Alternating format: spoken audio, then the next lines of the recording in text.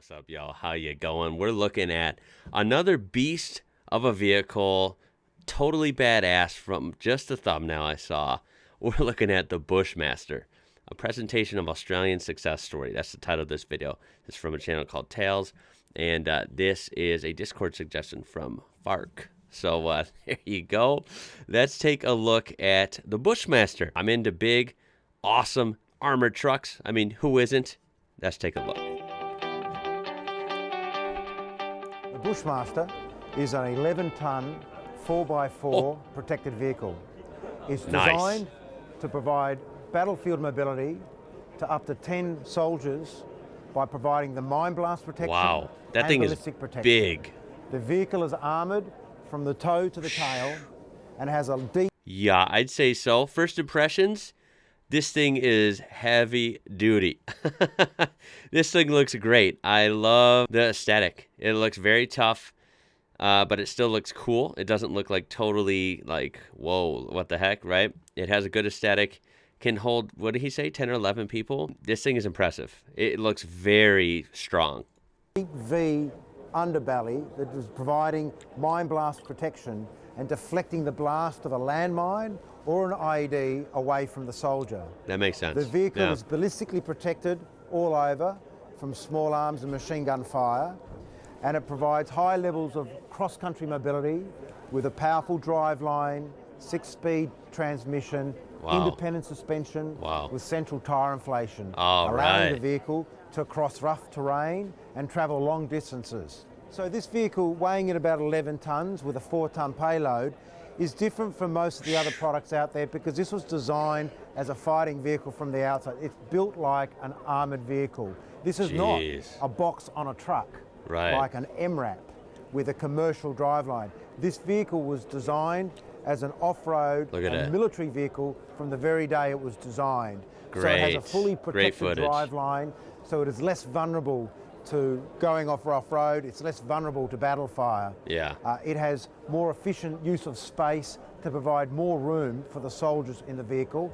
Okay, so real quick interruption. So this, as he said, it's cool. This isn't some other industrial vehicle modified for military use. This was designed from the ground up, from the beginning, as a big, you know, badass, strong military vehicle. So that's really cool. Second of all, I believe, from what I'm understanding then, this was designed and built in Australia. Is that correct? That's really neat. I'm assuming this is newer, you know, 2000 or newer. I'm assuming maybe even 2010s era, which is really cool to see something modern like this. I forget the name. It escapes me right now. I totally know it, and some of you might even know it. That would be the Oshkosh JLTV, Joint Light Tactical Vehicle.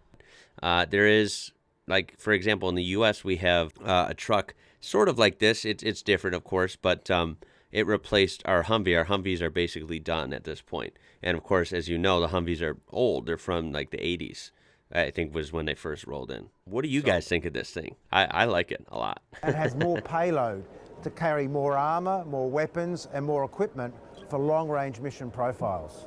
The Bushmaster has been a global success for us. We have over 1,100 vehicles delivered and in service.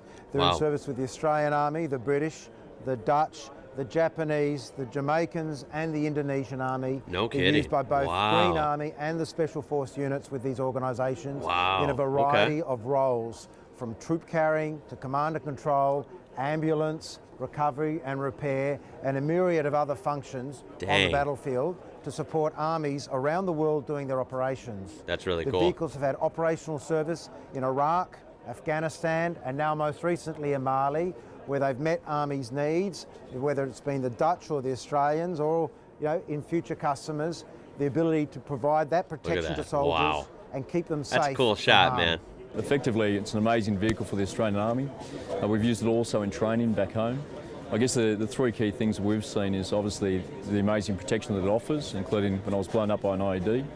Secondly, the communication suite that's in it has enabled a lot of our command functions, and also it's amazing operational mobility, which has been very good. I guess the two other key takeaways is something that we continue to use the vehicle in a range of roles and has broader utility. And I guess adaptability as well. All our lessons that we learn on the vehicle, we keep working with Talis in partnership to ensure that we get a better product and a better operational outcome, which is very good. Wow.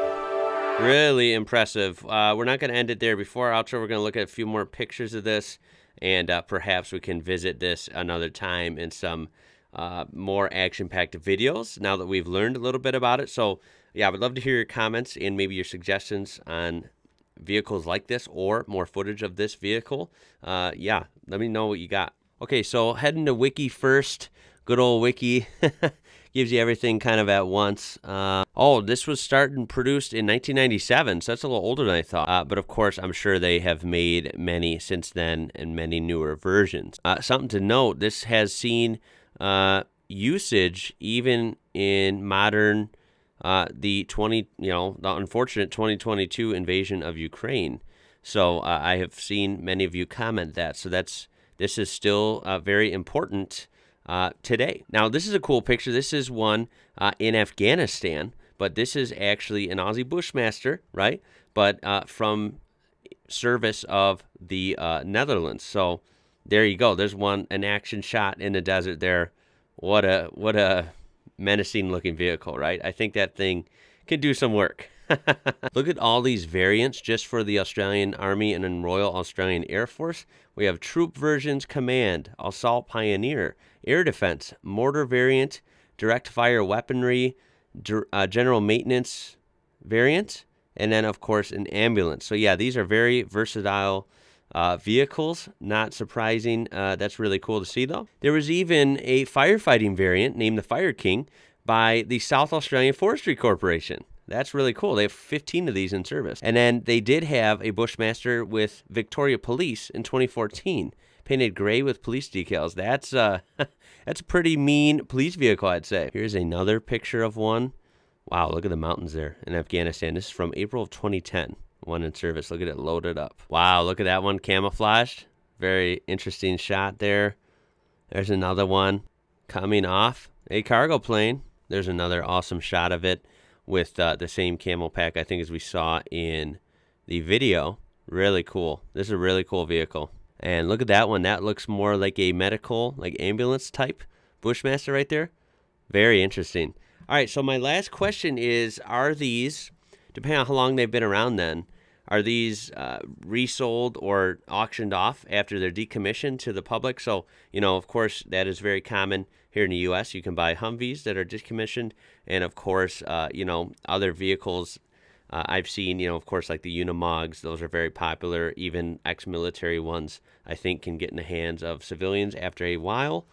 Is that the case with these, or are they too new? Maybe they aren't even at that point yet. That's just another random question I had. And finally, yeah, just like I said, your thoughts on these, anything you would like to share. Very interesting. I love learning about new trucks and new crazy military vehicles, and just anything up that alley is fun to me. So hope you enjoyed this as well. Please throw a like on there if you did enjoy this, and of course subscribe to be part of this amazing community. My name is Ian. You're watching IWrocker. Until next time, y'all. I'll catch you later.